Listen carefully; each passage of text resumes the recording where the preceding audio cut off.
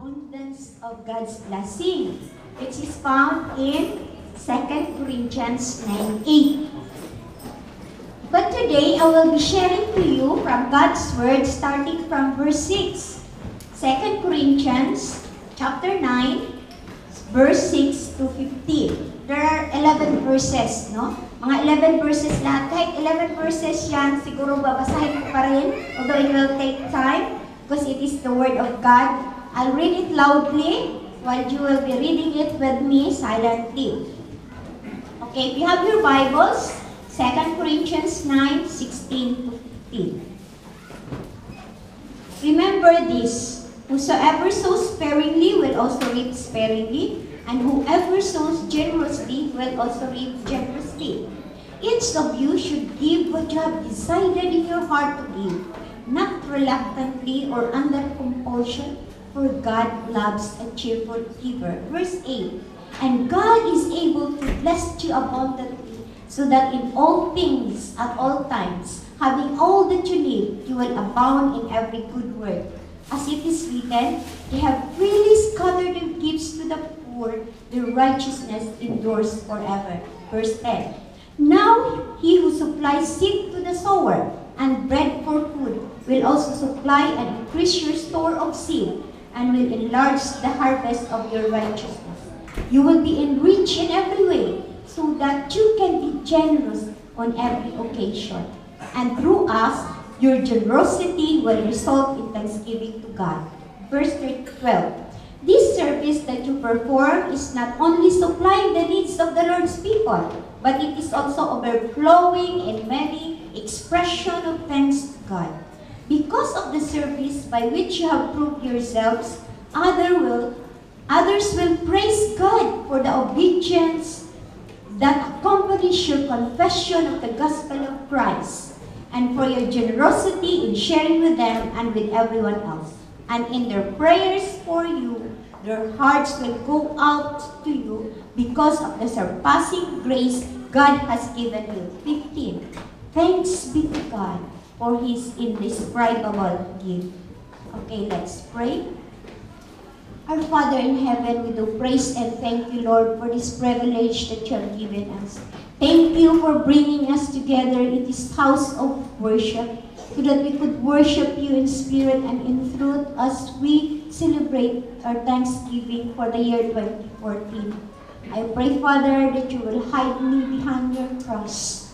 Give me the double portion of your anointing, that not myself will be seen, but Christ in me. I pray that the written word or the spoken word will become a living word that would penetrate into each of our hearts and lives.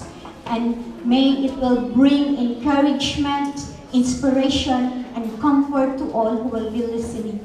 Thank you, Lord, for your Holy Spirit. Thank you. In the most precious name of Christ Jesus, I pray. Amen. Okay. May isang story, no? May isang elderly man na nakatira sa New Jersey, USA. Isang araw, may unusual discovery siya nang i-open niya ang Bible. Kasi many years earlier, itong Bible na inopen niya ay pamana, no? Libilin, pamana sa kanyang auntie. Namatay ang auntie niya at sa part sa will, nakasulat doon na, to my beloved Edward Mars, I will give to you my old family Bible and all it contents. No? At saka kung ano man ang maiiwan na pera after my funeral service, ibibigay ko sa iyo at ka na ang bahala doon. Kaya nga, nang matapos na lahat mabayaran, may mga utang pa na babayarin, may naiwan na a few $100 kay Edward. At saka yung old folio na nakasaad doon sa will. Naubos yung pera. No? Pagkaubos ng pera, ang support na lang niya yung sa small pension. At for more than 30 years, he lived in poverty. Pobre kaayo siya kay pila raman ng pension. One day, pumunta siya sa attic ng bahay. Kasi karamihan sa mga Americans may attic. Tapos, naglinis siya. He cleaned out in preparation for his move out kasi nilipat na siya sa bahay ng kanyang anak na lalaki, hoping to spend his old age there. At nang mapunta siya sa trunk, pag-open niya, nakita niya yung Bible na pinamana sa kanya. Kaya inopen niya. Saka pa niya inopen, no? Pag-open na, na-surprise siya kasi in every pages or halos lahat ng pages ng Bible ay may mga nakaipit na paper bill. Pera. No? At pag-count niya, it all amounted to more than $5,000. So, makikita natin na abot kamay na niya ang riches, ang kayamanan na sana na-enjoy niya kung inopen lang sana niya ang Bible na pinamana sa kanya. Alam mo, mga kaibigan, ang Bible is full of God's promises. Nandito yung blessings ng Panginoon. Kaya nga, nang nagsabi siya, one of His eternal plan for mankind, yung sinabi niya sa John 10:10, I am come that ye might have life abundantly. I am come that ye might have life abundantly. Pero ang problema, paano natin, how could we obtain that life abundant na promise ng Panginoon? No, paano natin i-open ang key? Kasi, pagkapareho lang tayo ni Edward na maraming pera sana, pero hindi naman niya inopen. Hindi siya interesado na mag-open sa Bible na pinamana sa kanya. Okay, sa ating sa verses, sa ating study ngayon, we will be learning tatlo, no? The prerequisites of God's abundant blessings, the promise of God's abundant blessings, and the purposes of God's abundant blessings, no? Paano natin, what is the elements? Paano natin ma-open up yung blessing na sinaad ng Panginoon sa atin? First of all, makita natin sa verse 6. Unang-una is you give generously. 2 Corinthians 9:6 nagsasabi, remember this, whoever sows sparingly will also reap sparingly, and whoever sows generously will also reap generously. Tingnan natin, kung istadihan natin yung background ng mensahe ni Paul sa Corinthian churches, galing sa chapter 8 at hanggang dito sa chapter 9, ito ay pag-collect ni Paul ng offering para sa Corinthian believers as from the Corinthian believers to the Judean believers or those ones who were persecuted, no? Kaya kinulat niya itong offering na ito. Actually, this is an appeal, this is an encouragement for them to give for their second collection. So sabi ni Paul, before ako magpunta dyan to collect the second offering, kasi nakapagbigay na sila. They were generous in giving. Nakapagbigay na sila. Pero gusto ni Paul na before siya magpunta to actually collect the offering, pinauna niya pinapunta si Titus, may kasama doon, at itong sulat na ito. So that their hearts would be prepared, no? Gusto ni Paul na i-complete yung contribution na nabigay nila para sa mga nangangailangan. Kaya dito, sinabi niya, ginamit niya yung sowing and reaping principle of a farmer, di ba? Kung ang farmer ay marami siyang ipupunla, marami din siyang aanihin. No? Because this speaks, although farmer, but this speaks about giving. No? Sabi niya, if you give a lot, you will receive a lot. If you give a little, you will receive a little. At gusto ni Paul na sabihin sa mga Corinthian Christian, i-prepare yung heart nila, sabi niya, huwag niyong isipin na pag kayo ay nagbigay, makuhanan yung pera niyo. Diba? Karamihan sa atin, pag magbigay, makuhanan yung pera. Pero iisipin niyo yung principle ng sowing and reaping. Na pag magbigay kayo freely, sabi ng Proverbs 11:24 and 25, one man gives freely, yet gains even more. Another withholds unduly, but comes to poverty. A generous man will prosper. Yun ang promise ng Panginoon sa atin. Pag magiging generous tayo, mas i-bless tayo ng Panginoon. Kaya sabi niya na you should give generously. Yan ang isang way to open up the blessings from God. And generous giving is a sacrificial giving. Mind you, it is a sacrificial giving. It is not on how much you gave. Hindi yung kinikwenta yung, malaki yung nabigay niya compared sa kanya. No. But it is on how much was left over. Tingnan natin, hindi natin masasabi na, ang pagka magiging generous, para lang yan sa mga mayayaman, para lang yan sa may mga pera. No? Pero hindi. Tingnan mo ang nangyari kay yung the poor widow. No? Nung makita ni Jesus Christ, yung poor widow, na nagbigay ng isang 1 copper coin, no? Abot kung unsa na siya sa to, isa kadako or what. And then, may mga mayayaman na pumunta doon at nagbigay ng marami. Pero ano ang comment ni Jesus?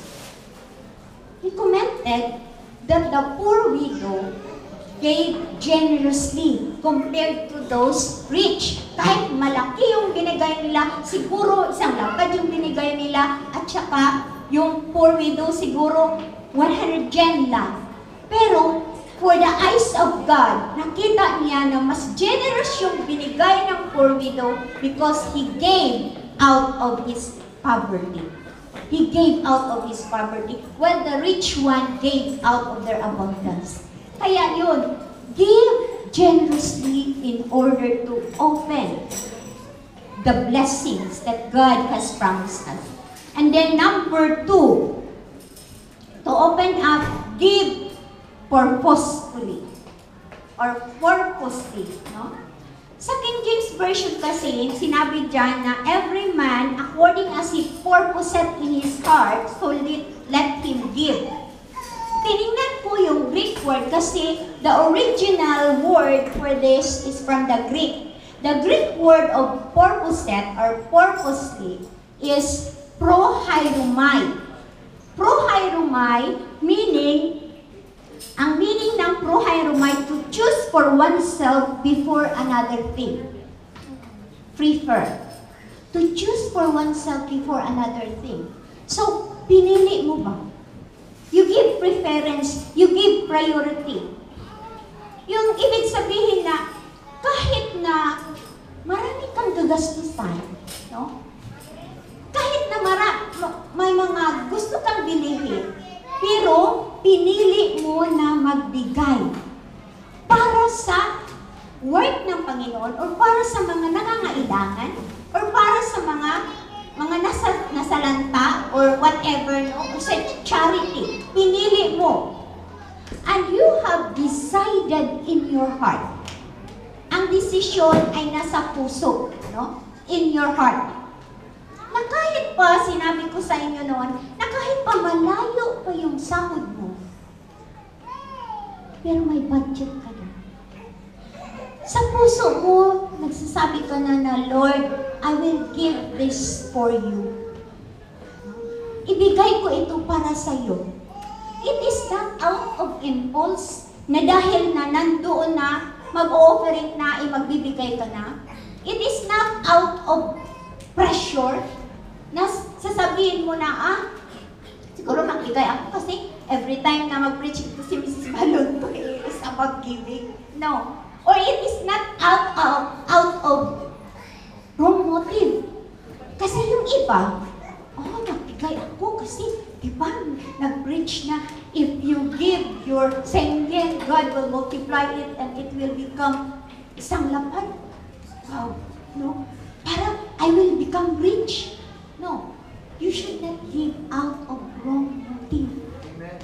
You should give because you love the Lord. And actually, the Lord will never fail you. He will really fulfill His promise.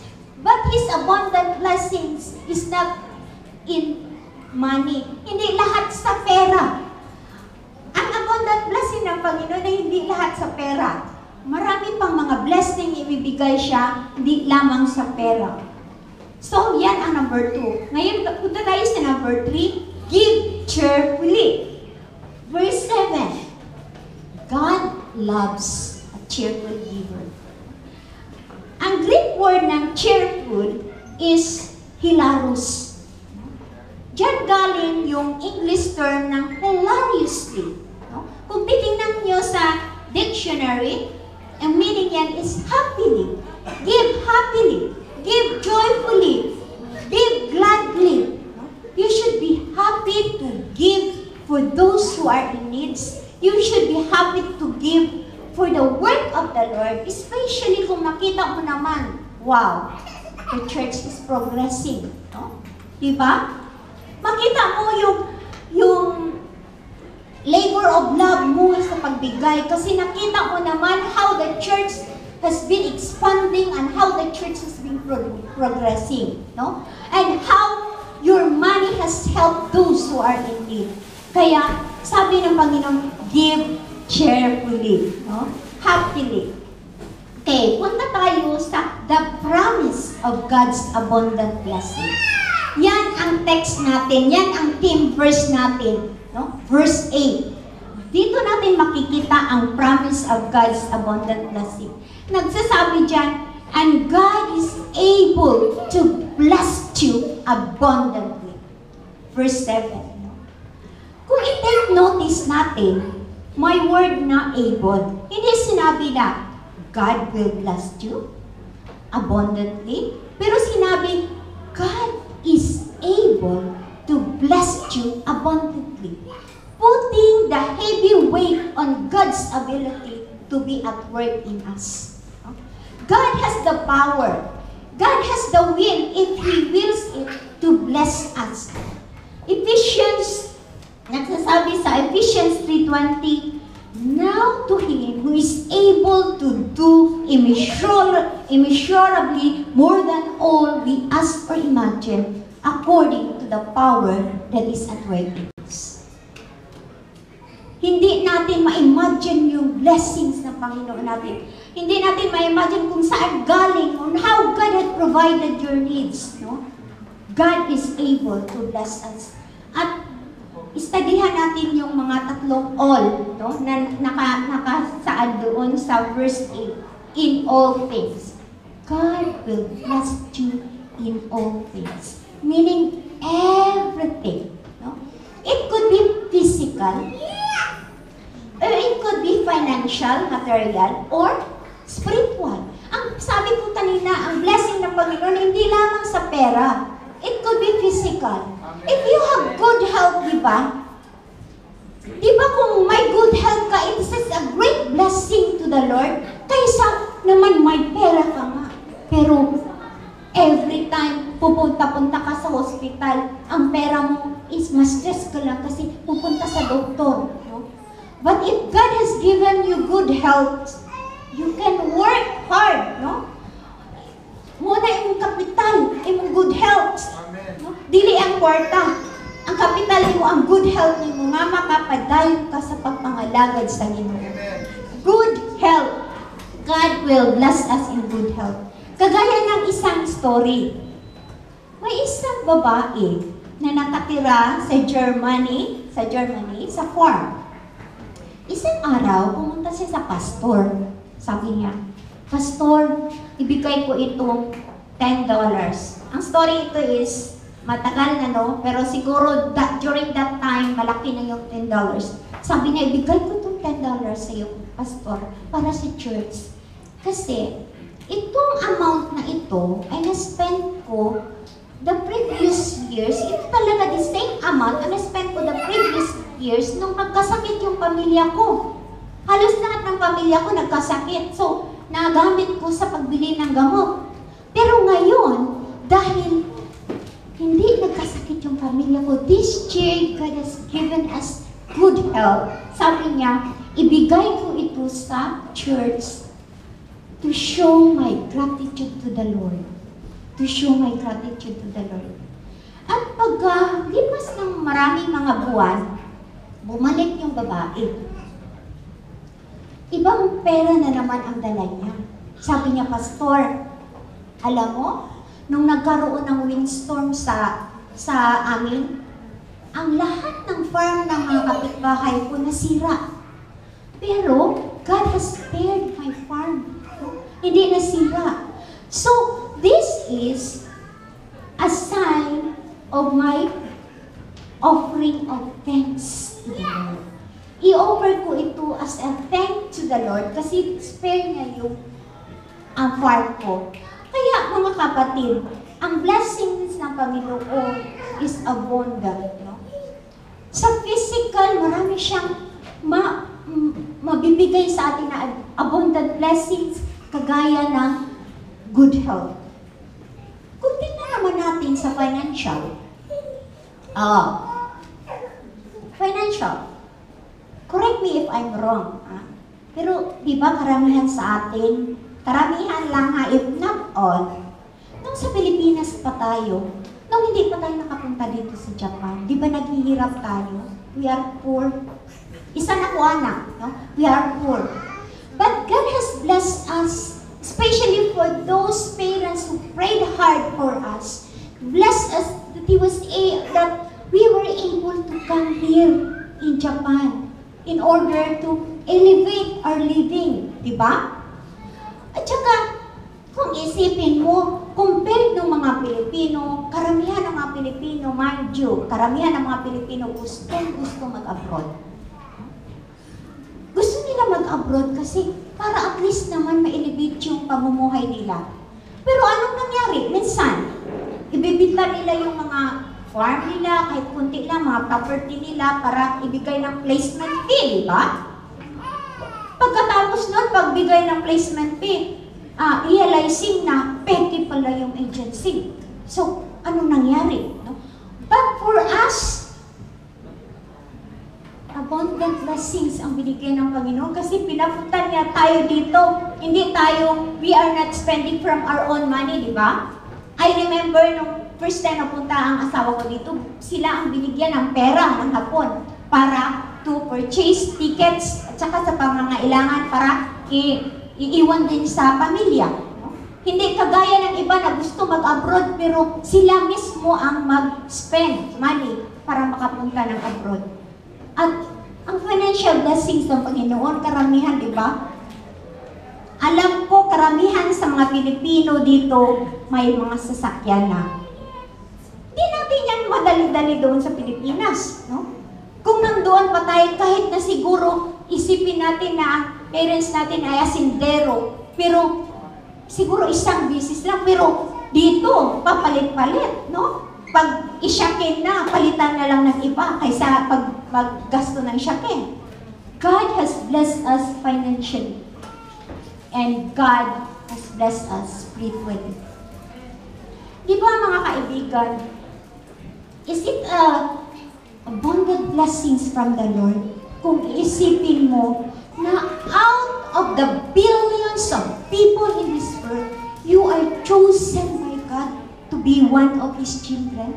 Na ikaw ang pinili ng Panginoon, na ikaw ay magiging anak niya, na ikaw ay nandito to freely worship God, no? Especially kung ang pamilya mo naman ay all are saved. Diba? Is it an abundant blessings ng Panginoon? Na you are not one of those who were grouping, yung mga tao were grouping in darkness because of their sins, who will be bound to hell because they have not known Jesus Christ.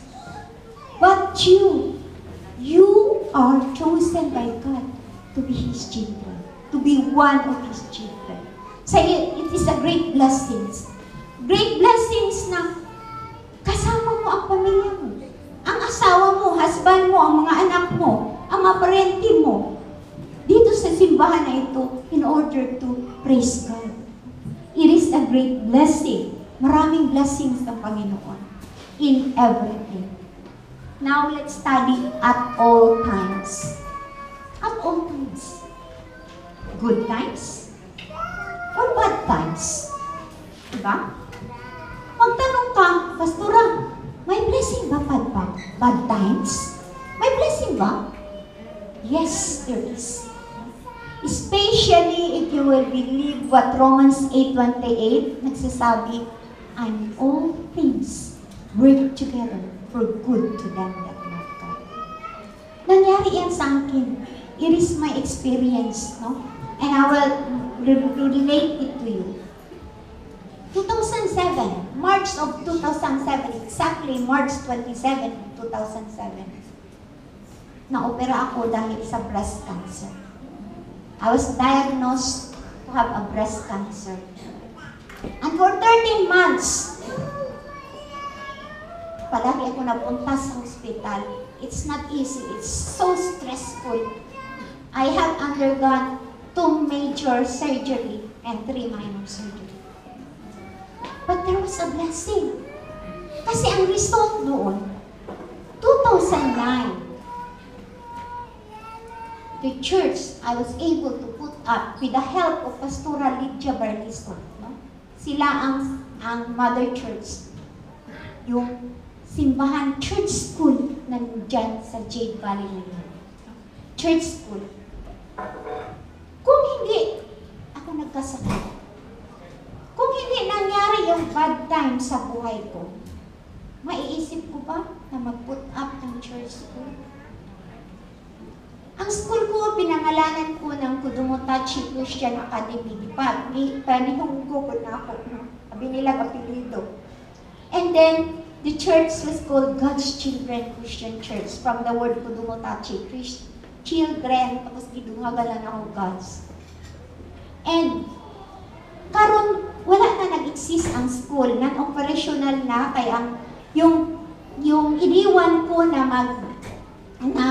mag-teach sa school, may sarili na rin siyang paralan. Kaya wala na. Pero, parang kati lang na ba? Kati lang ang school. Kasi karamihan ng members ng church were the parents or the relatives of the students, no, of the school. Kaya, although na kunti lang sila, it is a pioneering church, maliit na subdivision ang Jade Valley, pero there are souls. They are souls ushered to the kingdom of God. God will also bless us in bad times. Mind you, siguro maiisip mo, anong mga bad times na na-bless ka rin ng Panginoon? Okay. Number, all that you need. God will bless us in all our needs. Sa Philippians 4:19, and my God shall supply all your needs according to His glorious riches in Christ Jesus. Lahat ng mga pangangailangan natin, i-supply ng Panginoon sa atin. Siguro hindi naman siguro lahat ng want, pero yung needs talaga. Tiningnan ko, sa King James Version, ang ginamit ng all your need is all sufficiency. Ang all sufficiency, it means godliness with contentment. Sa 1 Timothy 6:6, nakasulat doon, godliness with contentment. So, ibig sabihin na you will be contented of the blessings of the Lord in your life. No? You should not ask for more, kasi pag pera na yung nasa isip natin, no? Magiging wrong na. Kasi the love of money is the root of all evil. And we should have godliness with contentment na kung ano ang blessings ng Panginoon sa atin, we will not desire the riches of others. We will be contented of what God has blessed us. Kaya sinabi ko, for the past almost 8 years na ngayon, almost 8 years na nang-opera ako, almost 8 years na wala akong trabaho. Noon, sabi ko noon, during the time na preach ako, noon makapagbigay ako ng tithe na 1.5 lapad. So, alam niyo na kung magkano yung sahod. Pero ngayon, after my surgery, wala na. Alam ko kasi sabi ng doktor, you can work, but you should not be stressed. Alam ko na pag mag-work dito, stressful. Kaya hindi ako nag-work. So, in a little, I am contented of what God has blessing me. Paunti-unti, may mga income naman ako, kagaya ng may mga may mga speaking engagement, or yung ginamit ko yung little skills ko ng pagluto ng yung cake. No? Kaya minsan, kung hindi naman, wala naman akong maraming customer, karamihan yung taga-toke na mga yung parinti lang, pero paminsan-minsan, makatype ako ng 250, 500. Sabi ko, Lord, i-bless mo. Pero gusto ko na mag-type from my own packet, no? Kaya, minsan, 10 yen, no? Sa mga engagement, siguro may mga sunset, ganun. Pero sa mga little income, I'm contented kung ano yung binigay ng Panginoon. I didn't ask for more. Kasi alam mo, kahit na konti lang yun, nakasave naman ako. Kasi yung pamilya ko, pag may emergency sila, manghiram sa akin. No? Kahit na maliit lang yung ko, pero makatawa ko ba na wala ko'y permanent na work, pero saan ko pa makapanghiram, no? During emergency. So, sinabi ko sa inyo, from the age of 19, no? Starting the age of 19, I start typing. Hanggang ngayon. And never was a time in my life that I lacked something. Wala, hindi talaga ako nawalan. Kung sabihin mo man na, wala ka ng pera sa, sa pitaka mo. Pero meron. May tinatago ako. Kasi mahilig ako mag-save, no? Kasi kung may little income ako, kuhanan ko yan ng tithe, tapos save na ang iba. Minsan lang ako magbili. Kung magbili man ako yung sa mga recycle shop, or yung sa mga bargain, yung mga sale, no? So, God will bless us if we will be contented, no? Kung ano yung mga blessing, godliness with contentment. Learning to be content in all things. Let's go to the purpose of God's abundant blessing. Ano ang mga purpose? Bakit i-bless tayo sa Panginoon? Verse 11 to 15. Ang unang-una dyan, so that you can always be generous to others in need. Tingnan mo ang verse 11a. So that you can be generous to others in need. I-bless ka ng Panginoon para makapagbigay ka pa rin. No? Ang blessing ng Panginoon sa iyo, hindi lang para sa iyo. No? Don't be selfish. No? Na, binless ako ng Panginoon na makapagbili na ako ng iPhone 6 or what, kahit no, yung pabago-bago yung iPhone, ready talaga na magbili, no? Hindi lang yan para sa atin, but for others so that we could help others, no? God has blessed us so that we could be generous to others in need, and then so that your generous giving will result in thanksgiving to God. Verse 11b and 12b. Pag-bless ng Panginoon sa iyo, and He wanted you to, because He blessed you abundantly, He wanted you to be generous, and it will result to thanksgiving. Diba?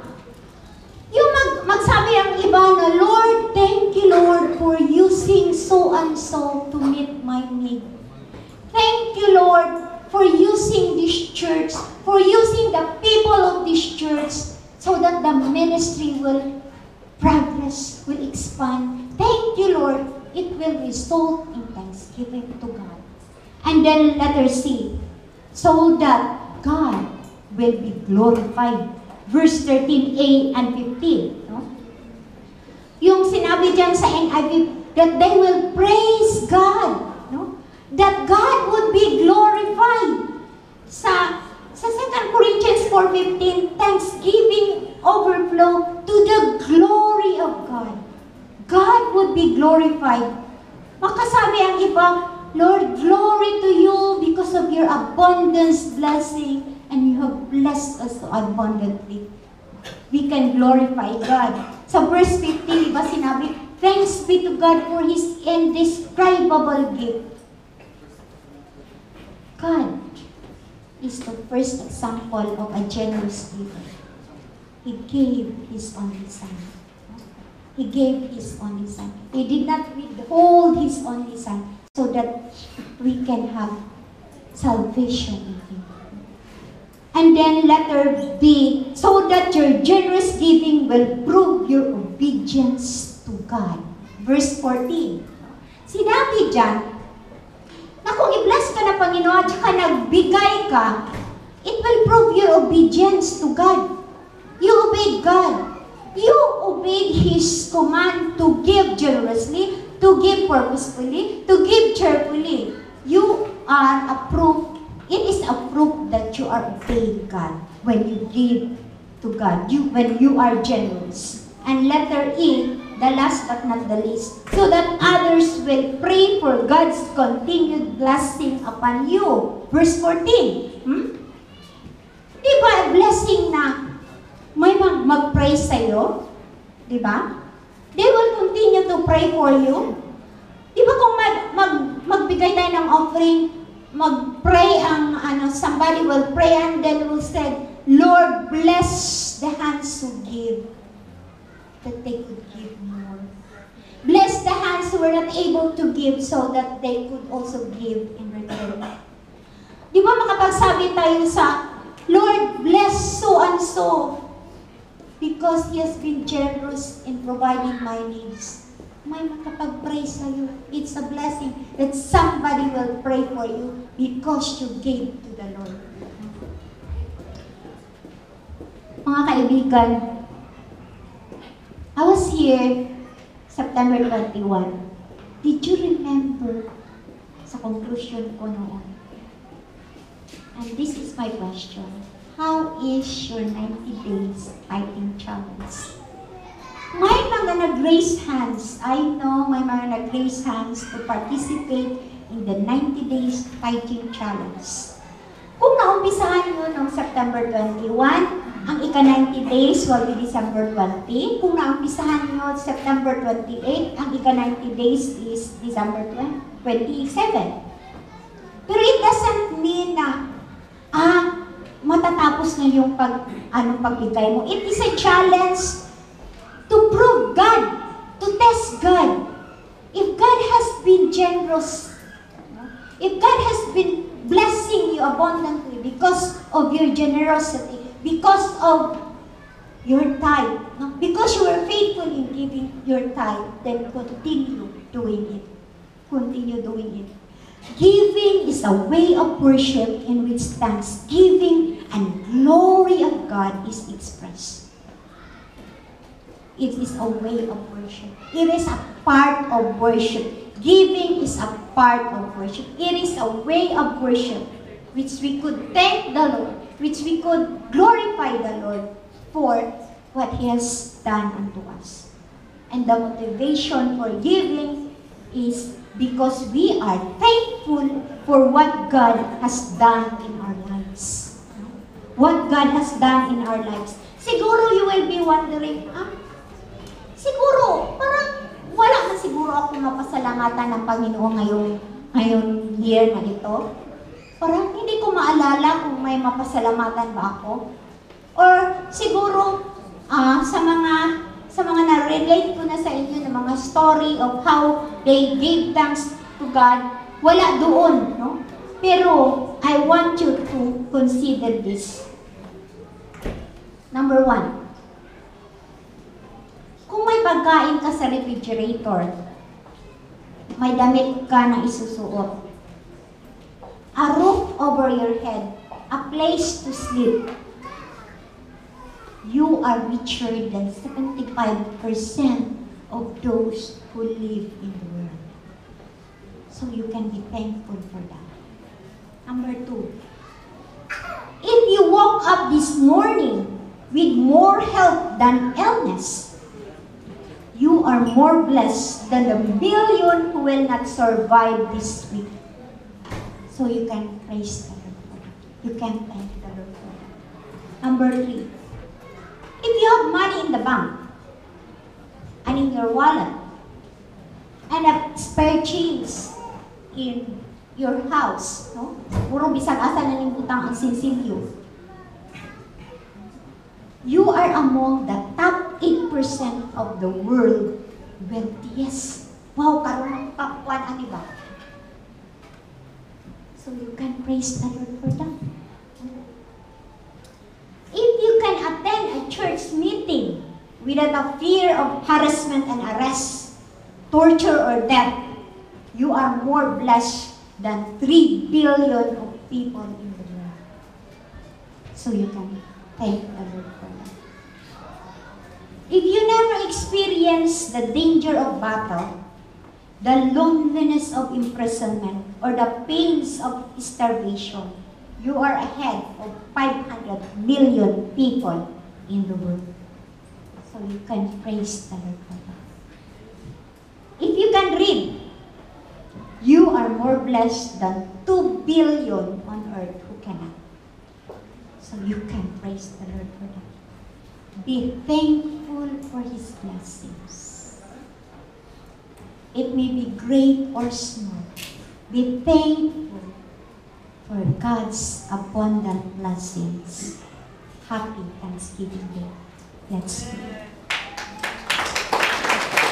Father in heaven, Lord, we do praise and thank you, O God, for your goodness upon each one of our lives. We thank you, Lord, because you have been blessing us so much that we could not ask for more. Help us to be content. Help us to be contented with all the blessings that you have given us. And help us to obey your command so that we could open up the blessings, the abundant blessings that you have promised us, Lord. We'll be able to give. We'll be a faithful steward of yours. Help us to give generously. Help us to give purposefully. Help us to give cheerfully. Help us to be faithful. Help us to give ourselves to you, first of all. That we will offer our bodies as a living sacrifice to you. Because you have so blessed us so much.